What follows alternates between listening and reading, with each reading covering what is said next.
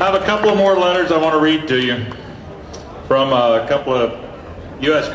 members of Congress.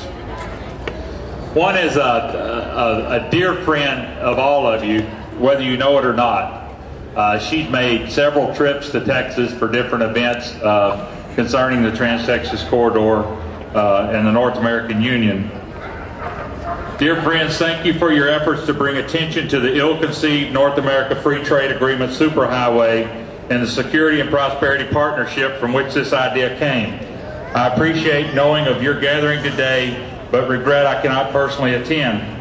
The NAFTA Superhighway is the latest manifestation of the Bush administration's intransient and secret agenda that undermines American security in the name of profit for a few. Despite the risk of that the superhighway poses on our national security by allowing more illegal substances, weapons, and people to enter our country, and despite its potential to undermine our economic security by streamlining the most harmful effects of NAFTA, this administration continues to advocate this effort unilaterally without the input of Congress.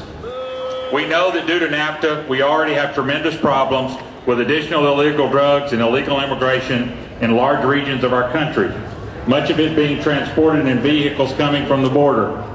In truth, we already have an unregulated flow across our continent. I share your view that this proposed superhighway holds the potential to only make this situation worse. Thank you for your call for transparency.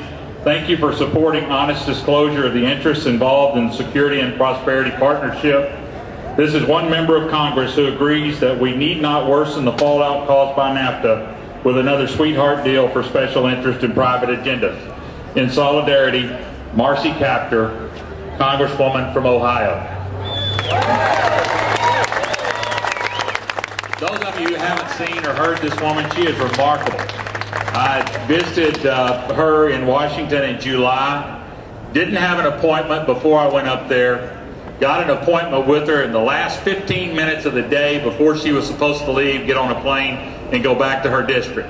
10 minutes into our meeting, she called her woman out in the lobby that sets her appointment and said, "Get me a later flight." And we visited for an hour and 45 minutes.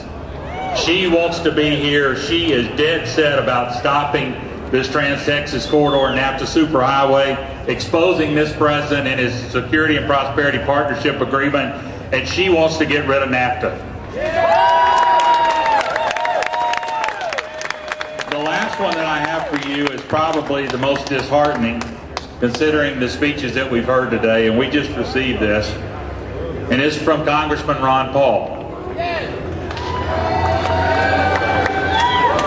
Thanks to all you vigilant Texans for coming out today in support of American sovereignty by opposing the NAFTA Superhighway and the Trans-Texas Corridor. Although my campaign schedule does not allow me to be with you today, your opposition to the North American Union and its various component parts, such as this road, are critically important. Please know that I am with you in spirit and pledge my continued support to your ongoing efforts. I just have to say that, you know, by traveling the 69 corridor and all the hearings, I think I made 28 or 29 meetings from Texarkana to Victoria. There was not a stronger presence at any one of those meetings anywhere than the Ron Paul delegation. And I know that we could not have events like this. Anything concerning the Constitution, anything concerning the violation of our rights without having a Ron Paul delegation there that's going to stand up for the Constitution. You know, for going on 4 years now, we've been fighting a battle that honestly a lot of people think is hopeless. I don't.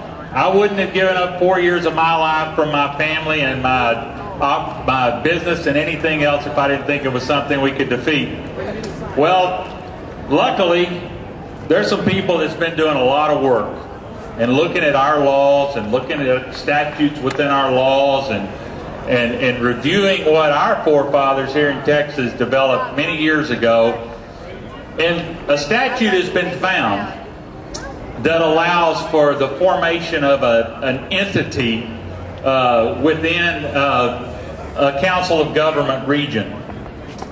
And last year, a group was put together that well, I'm going to let them tell you about it, but they developed an organized group in Bell County and created a sub-regional planning commission with the help of a very knowledgeable attorney,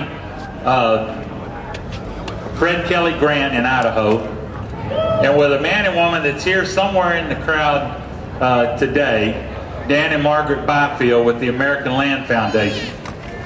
And they have single-handedly, this little group of 4 little towns that have less than 6,000 residents, have single-handedly put a halt to TTC 35 where it is today.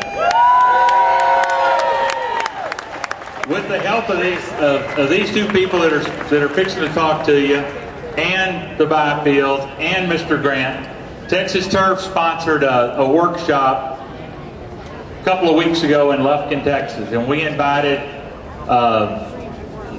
political county officials and city officials from all up and down the 69 corridor to attend.